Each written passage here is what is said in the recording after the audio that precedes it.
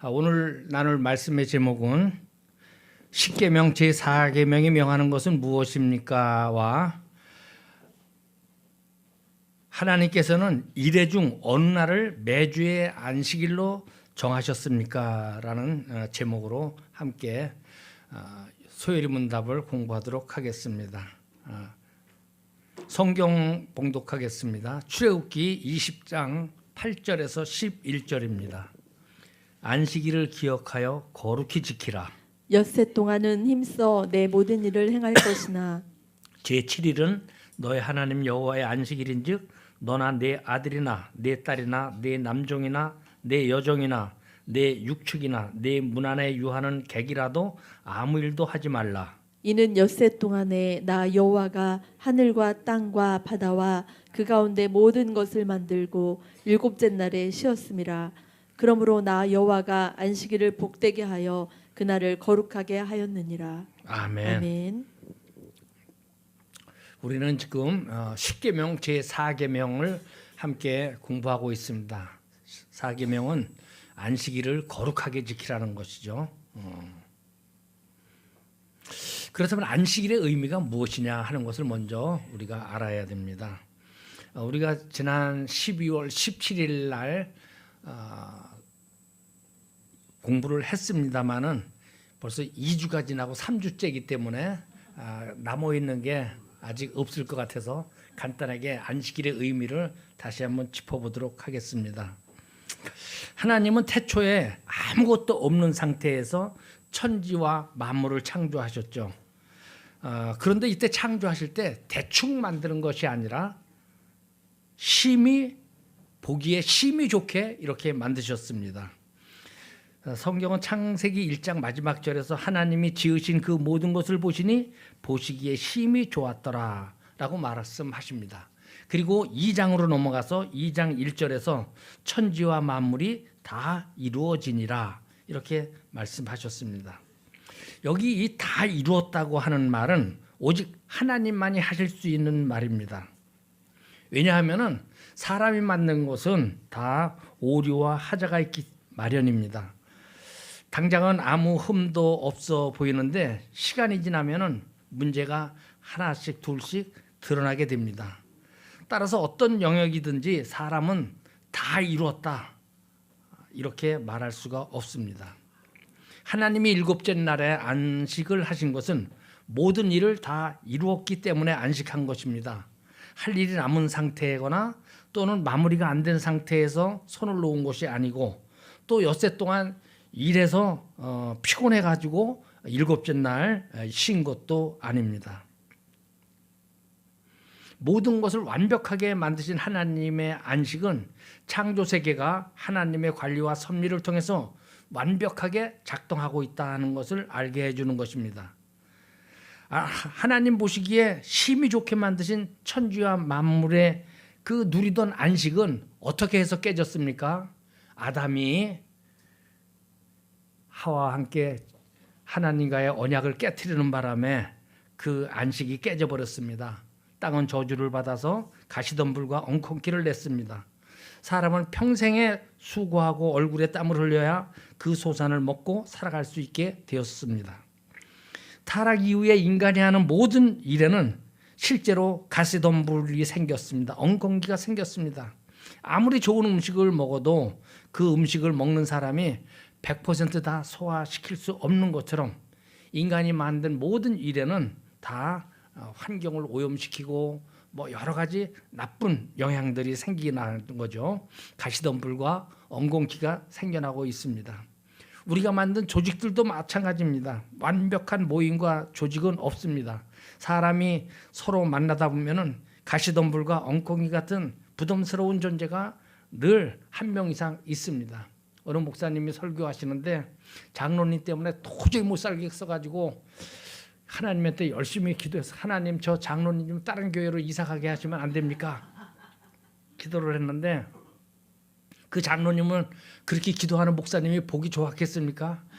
뒤에 앉아가지고 하나님 우리 담임 목사님 빨리 좀 다른 데로 가시게 하고 새로운 목사님 모셨으면 좋겠다고 기도했겠죠. 그런데 하나님께서 목사님에게 그 장로님이 너 때문에 있는 거라고 그렇게 답변을 했다고 그래요. 누구에게나 다 엉겅퀴가 있습니다. 가시던 분이 있습니다. 이 문제를 해결하러 오신 분이 누구죠? 예수님입니다. 그렇습니다.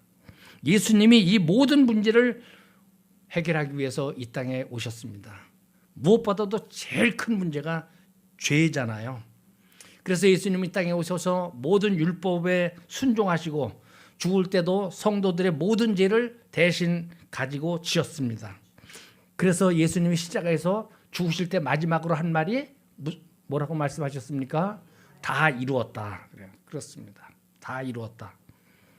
예수님은 아담의 죄로 일그러진 인류와 세상을 회복하는 모든 일을 하신 분입니다. 하나님은 단순히 세상을 보기에 심히 좋게 창조한 것만이 아니라 창조하신 세상이 일그러지자 그것을 회복하는 일까지 하신 참된 구속자이십니다. 그래서 다 이뤘다는 말은 하나님만 할 수 있는 그런 말입니다. 그러니까 사람은 어디에서 안식할 수 있느냐? 하나님 안에서만 안식할 수 있습니다. 하나님이 세상을 보기에 심히 좋게 만드셨기 때문에 안식할 수 있고 그 세상이 아담의 죄를 일그러졌을 때 예수님이 모든 율법에 순종하시고 자기 몸을 들여서 죄를 대속하셨기 때문에 우리 인간은 안식할 수가 있는 것입니다. 어떤 경우에는 우리 죄 많은 세상에 살아가는데 새하늘과 새 땅이 오기 전까지 안식을 할 수 있을까? 이런 의문도 가지는 분도 있습니다. 하지만 하나님은 이 세상과 인류를 이미 예수님을 통해서 구속하셨습니다.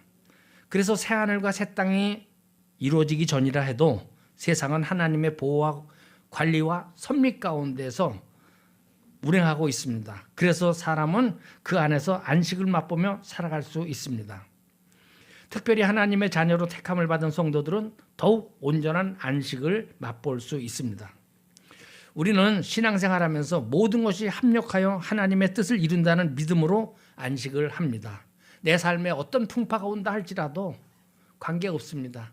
결국은 하나님이 선하게 하실 것이다라는 그 믿음 때문에 우리는 모든 고통을 참아낼 수 있고 그런 힘들고 어려운 가운데서도 안식할 수 있고 평안한 마음을 가질 수가 있는 것입니다. 당장 눈앞에 성가신 일이 있고 힘든 관계가 있어도 하나님의 도우심과 깨우쳐 주심으로 인해서 해결될 것을 소망하며 이 세상이 줄 수 없는 평안을 누리는 것이 성도들의 삶입니다. 이렇게 하나님의 보호와 섭리와 평안을 더욱 분명하게 드러내는 것이 안식일인데 이 안식일은 7일 중 하루를 일하지 않고 하나님을 높이는 안식일입니다. 이 안식일 날 창조자와 구원자가 우리 하나님이라는 사실을 아주 선명하게 부각하는 의미가 있습니다. 그래서 창조가 끝난 다음에 안식일을 명하셨고 그리고 예수님을 이 땅에 보내주셔서 모든 것이 다 이루었다고 말씀하고 있는 것입니다. 그래서 이제 오늘 소요리 문답 58문에 안식일을 지키는 이유, 그 다음에 그 제4계명에 부과된 논리를 우리가 함께 공부하게 되는데요. 10계명이 출애굽기 20장에 읽은 걸 우리가 기록된 걸 읽었습니다. 근데 신명기 5장에도 기록이 되어 있습니다.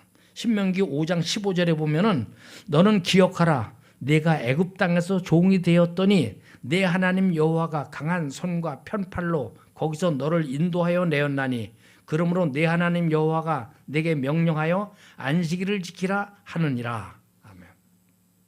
출애굽기 20장에서도 구원자 하나님이라는 것을 강조하셨고 이제 신명기 15장에서 애굽에서 인도해낸 하나님 구원자라는 것을 말씀하고 있습니다. 하나님은 종살이하던 이스라엘을 애굽에서 강한 손과 편팔로 인도해 내신 분으로 안식일을 지키라고 명령하십니다. 그러니까 여기까지 보면 안식일은 창조의 섭리 속에서도 의미를 가질 뿐만 아니라 구속사적으로도 큰 의미가 있다는 것입니다. 애굽은 쉼없는 노동력 탁취로 인해 가지고 대제국이 되었습니다. 이스라엘 백성들을 노예로 삼았습니다. 그 애굽의 압제에서 하나님께서는 자기의 백성을 해방시켜 주었습니다. 그리고 그 백성들에게 하나님의 정하신 대로 안식함으로써 하나님을 인정하고 하나님께 의탁하는 삶을 살아야 된다고 말씀하고 있는 것입니다. 우리는 만나 사건을 둘러싼 그 만나 사건을 통해서 하나님의 안식일을 어떻게 거룩하게 하시고 복 주시는지를 알 수가 있습니다. 하나님은 출애굽한 백성들이 배고플 때 이제 만나를 주셨죠. 그때 처음에 만나를 주시면서 뭐라고 했느냐? 넌 매일 아침 들에 나가서 한 사람당 한 오멜씩 거둬라, 이렇게 말씀하셨습니다. 한 오멜은 보리 한 단이라고 그래요. 그래서 이제 농사가 잘 됐으면은 양이 좀 많을 것이고 농사가 잘 안 됐으면 양이 좀 적을 것이지만은 대략적으로 한 2.2리터 정도가 되는 양이라고 그래요. 그러니까 2.2리터가 한 사람이 하루를 먹을 양식이죠. 그 거둔 것을 다음 날까지 남겨두라고 그랬으니까 남겨두지 말라고 그랬습니까? 남겨두지 말라고 그랬어요. 근데 어떤 사람이 나가서 내일 하루 땡땡이 치려고 이틀치를 거둬왔어요. 거둬왔는데 어떻게 됐습니까? 냄새나게 돼서 버리게 됐죠. 먹지 못하게 됐습니다. 그런데 하나님께서는 안식일 전날에는 이틀 동안을 먹을 양식을 만나를 주어서 이렇게 간수하라고 말씀하셨습니다. 그러니까 대부분의 사람들은 하나님의 말씀을 듣고 토요일 날 가가지고 이제 안식일 전날 가가지고 이틀치 양식을 주워 왔는데 또 여기에도 또 믿음이 없는 사람이 또 있었겠죠. 바로 우리 같은 사람이 에이, 매일 떨어지는 게 뭐 내일 안 떨어질까? 그리고 또 가서 봤더니 있었습니까? 없었습니까? 없었습니다. 안식일에 들여 나간 사람은 아무것도 가져오지 못했습니다. 하나님은 안식일에 일하지 않아도 살 수 있도록 안식일 전날에 2배의 양식을 주셨습니다. 하나님은 안식일을 명령할 때 다른 날에만 일해도 먹고 살 수 있는 복도 함께 주셨습니다. 십계명은 사실 만나 사건 이후에 주어진 것입니다. 이것은 안식일 준수 계명이 십계명에 주어지기 전에 이미 안식일에 대한 효력이 있었다는 것을 알려주고 있는 것입니다. 모세와 이스라엘 백성들은 십계명을 받기 이전부터 안식일을 지켜야 한다는 사실을 알고 있었습니다. 그래서 하나님은 만나와 관련된 말씀을 지키지 않는 자들에게 안식일 날 곡식을 주우러 간 그 사람들을 보면서 어느 때까지 너희가 내 계명과 내 율법을 지키지 아니하려느냐 하고 노하셨습니다. 우리가 사람을 만드는 그 과정을 보면은 우리는 우리 사람의 그 혀를 통해서 태어난 아기들은 아기로 태어납니다.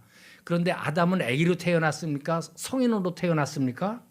성인으로 태어났습니다. 유아기와 청소년기를 거치지 않았습니다. 하나님은 아담에게 에덴 동산을 경작하며 지킬 수 있도록 지혜와 능력과 지혜와 능력을 줬어요. 아담이 누구로부터 교육받아서 무엇을 경험해서 얻은 것이 아닙니다. 처음부터 하나님께서 아담의 마음에 에덴 동산을 경작할 수 있는 능력을 다 주신 것입니다. 마찬가지로 아담의 마음에 하나님의 법을 주셨습니다. 그 법을 지킬 수 있고 행할 수 있는 능력도 하나님께서 아담에게 주셨습니다. 그래서 안식일을 포함한 하나님의 율법이 아담과 그의 후손의 마음에 기록되어 있습니다. 하나님은 아담에게 선악과를 따먹으면 죽는다는 하나의 조건만 제시한 것이 아니라 하나님의 존재와 속성과 율법에 대해서도 충분히 아담에게 알려주셨습니다. 그렇기 때문에 이스라엘 백성의 입장에서 안식일 중수는 하나님에 대한 믿음을 표현하는 것이고 하나님의 말씀이 길과 진리요 생명임을 적극적으로 인정하는 것입니다. 오늘날 우리는 주일을 지킴에 있어서 이 의미를 분명히 해야 합니다. 우리는 주일을 지킴으로써 공중의 새와 들의 백합화도 돌보시는 하나님이 당신의 자녀인 우리를 신실하게 먹이고 입히신다는 사실을 깊이 새겨야 합니다. 그래서 우리는 이방인들이 구하는 먹을 것, 무엇을 입을까 그런 것을 걱정할 것이 아니라 예수님은 우리에게 먼저 하나님의 의를 구하는 사람이 되라고 말씀하십니다. 그렇기 때문에 우리는 이방인과 틀리게 하나님의 나라와 하나님의 의를 먼저 구하는 그런 삶을 살아가야 합니다. 갈수록 염려와 불안이 커져가는 세상 속에서도 내일이 하나님의 영역인 것을 알고 염려를 내려놓아야 합니다.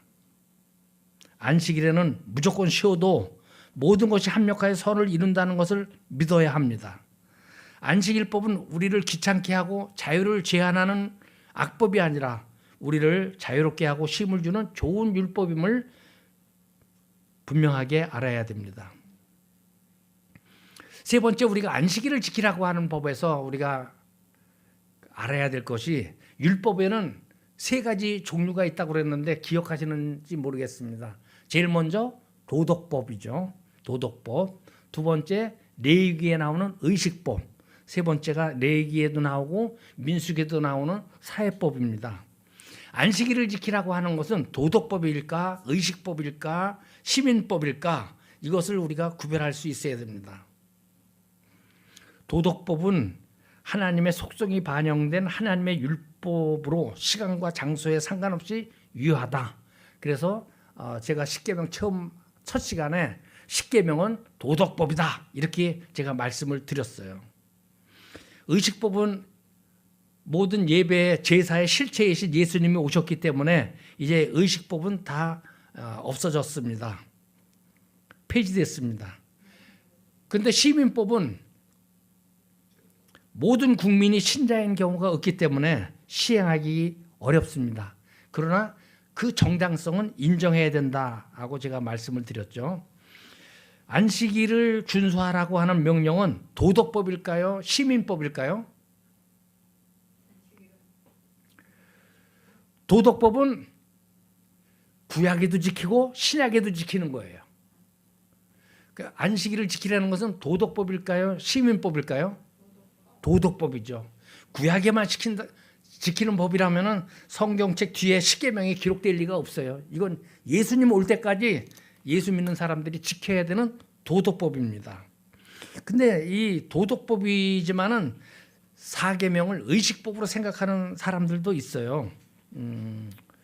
뭐 제사나 할례나 유월절처럼 구약 시대에만 유효한 것으로 보는 그런 사람들도 있습니다. 그런데 제4계명 안식일을 지키라는 것은 도덕법입니다. 하나님이 창조자이고 구속자이기 때문에 도덕법이 틀림없어요. 그런데 한 가지 여기서 우리가 의문점이 있는 것은 민수기 15장에 보면은 이스라엘 백성들이 광야에 거루할 때 안식일에 나무를 해러 간 사람이 있었습니다. 모세와 아론과 장로들이 이 사람을 어떻게 할지 몰라가지고 잡아가지고 가둬놓고, 하나님 안식일날 나무한 사람이 있습니다, 어떻게 할까요? 그랬더니 뭐라고 그랬습니까? 뭘로 때려 죽이라고요? 돌로 때려 죽이라고 그랬어요. 안식일날 나무해러 간 사람을 돌로 때려 죽이라고 그랬어요. 그 사람을 반드시 죽일지니 돌로, 회중이 진영 밖에서 돌로 그를 칠지니라. 민수기 15장 32절부터 36절 보면 그렇게 기록이 되어 있어요. 하나님은 십계명을 주실 때 안식일에 일하는 자를 죽이라고 말씀하셨습니다. 출애굽기 31장 15절에 보면은 엿새 동안은 일할 것이니 일곱째 날은 큰 안식일이니 여호와께 거룩한 것이라. 안식일에 일하는 자는 누구든지 반드시 죽일지니라. 아유, 안식일날 일하다간 죽을 것 같아요. 으시시하죠, 여러분. 아니, 우리가 살고 있는 이 안식일날 우리가 일해야 되는 사람도 있잖아요. 그런데 안식일날 일하면 죽으면은 이거 안식일날이 아주 그냥 굉장히 공포스러운 날이 될 거 아니겠습니까? 그런데 우리는 두려워하지 않아도 됩니다. 일주일에 하루를 안식일로 삼아 거룩하게 지키라고 하는 것은 도덕법이 틀림없습니다. 그런데 안식일에 일하는 자를 죽이라는 명령은 시민법이기 때문에 그렇습니다. 출애굽기에 나오는 남종과 여종에 관한 법, 사형집행법, 배상법, 인간관계에 대한 모든 법은 시민법에 속합니다. 그렇기 때문에 그 법 정신은 유효하지만은 그 법을 지키지는 그 나라의 법에 따라서 차이가 있을 수 있다 하는 것입니다. 마지막으로 하나님께서 이래 중 어느 날을 매주의 안식일로 정하셨을까입니다. 첫째 날, 둘째 날, 셋째 날, 넷째 날, 다섯째 날, 여섯째 날까지 창조하시고 일곱째 날을 안식일로 주셨다. 그러면 첫째 날이 일요일이고 월요일, 화요일, 수요일, 목요일, 금요일, 토요일.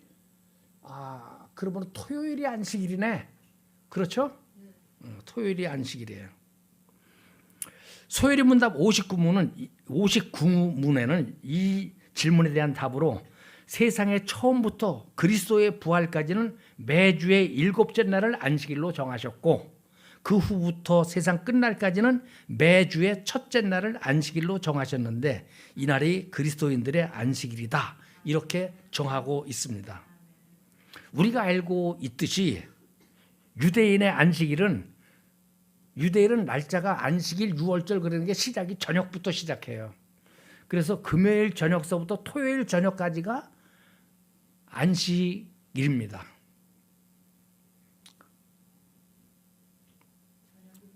금요일 저녁부터 토요일 저녁 때까지 안식일이에요.